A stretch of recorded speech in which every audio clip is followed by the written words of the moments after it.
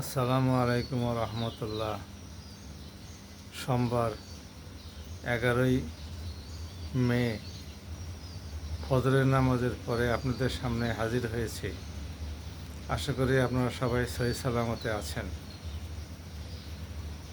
আমি আন্তর্জাতিক একটি বিষয়, বাংলাদেশের সাথে সংশ্লিষ্ট, ভারতের সাথে সংশ্লিষ্ট, পাকিস্তানের সাথে সংশ্লিষ্ট একটি বিষয় নিয়ে আপনাদের খেদমতে এখন আলোচনা করব। লালমনিরহাট বিমানবন্দর চালু করা নিয়ে অন্তর্বর্তী সরকারের আমল থেকেই কথাবার্তা হয়ে আসছে। সেখানে ভারতের আপত্তির কথা উঠে এসেছে। লালমনিরহাট বিমানবন্দর আমাদের আভ্যন্তরীণ বিমানবন্দর, এটা চালু করা নিয়ে ভারতের আপত্তি থাকার কি আছে? লালমনিরহাট ভারতীয় সীমান্ত থেকে 16 মাইল দূরে অবস্থিত। রাজশাহী বিমানবন্দর ভারতের সীমান্ত থেকে 10 মাইলের মধ্যে অবস্থিত।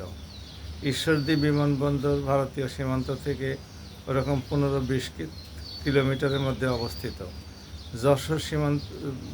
যশোর বিমানবন্দরও ভারত সীমান্তের খুব বেশি একটা দূরে, এটা বলা যায় না। সিলেট বিমানবন্দর থেকে ভারতীয় সীমান্ত কত 40-50 মাইল দূরে অবস্থিত। তাহলে ভারত আমাদের 3 দিক দিয়ে অবস্থান করায় আমাদের বিমানবন্দর কি কোনো সীমান্তের কাছাকাছি হতে পারবে না? আমাদের এই প্রশ্ন রয়ে গেল। আমরা তো আমাদের সীমান্তবর্তী যে সমস্ত বিমানবন্দরগুলো আছে সেগুলো নিয়ে কোনো মাথা ঘামাইনি। তাহলে ভারতের আমাদের সম্পর্কে, আমরা ছোট্ট একটি দেশের এত ভয় কেন? ভারতের তো এত ভিতর সন্ত্রস্ত হওয়ার কারণে আমাদের আধুনিক কোনো বিমান বহর নাই। আমাদের সাবমেরিন মাত্র ভাঙাচোরা 2টা। সেখানে আমাদের কোনো বিমান প্রতিরক্ষা ব্যবস্থা নাই। ওদের সর্বাধুনিক বিমান প্রতিরক্ষা ব্যবস্থা S-400 রয়ে গেছে। তাহলে ভারতের এত ভয়ের কারণ কি? আসল কারণ হলো আমাদের যে কোনো উন্নয়নে ভারত সবসময় বাধা দিয়ে এসছে।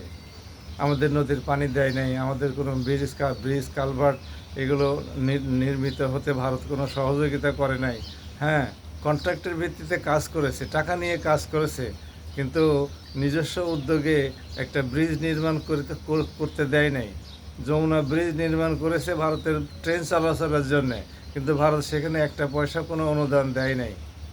কাজে আসুন, বাংলাদেশ সরকারকে আমরা অনুরোধ করি, আমাদের আভ্যন্তরীণ বিমানবন্দর আমরা করব কি করব না সে সিদ্ধান্ত বাংলাদেশ সরকারই গ্রহণ করুক।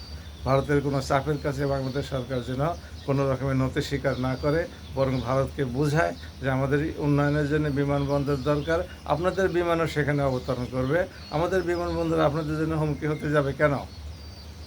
এভাবেই আমাদের উন্নয়ন কার্যক্রম যেন ভারত সরকার চালিয়ে যায়। আসুন সবাই ভালো থাকি এবং বাংলাদেশকে সামনের দিকে এগিয়ে নিয়ে যাওয়ার জন্য মহান আল্লাহর সহায়তা প্রার্থনা করি। আসসালামু আলাইকুম রহমতুল্লাহ।